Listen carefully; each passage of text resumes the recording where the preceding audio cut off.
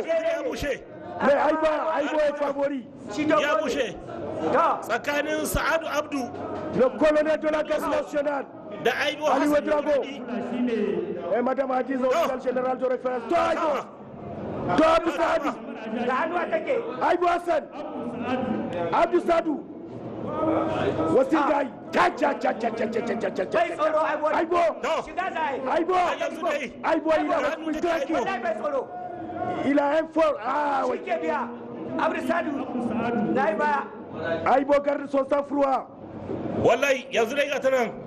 cikin nazari da lissahi take aibo a un sang froid ba garaje ba ganganci wallahi Abdou Sa'adu ne da Ganga. aka ce a lokacin kai aibo duwa to Aibo wayo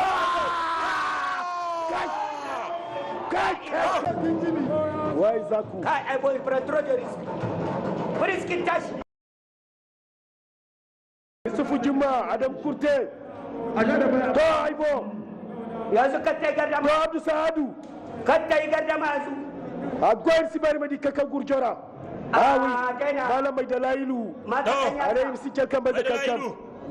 arbitro zaka tura go girguna a sa ido da kyau ka san shi a kalle ta da kyau ba Jami'a yadda za ta Tijani kasance tsakanin Aibo Hassan na Maradi wallahi da Sa'adu Abdu na Doso bai tsoron shiga aibo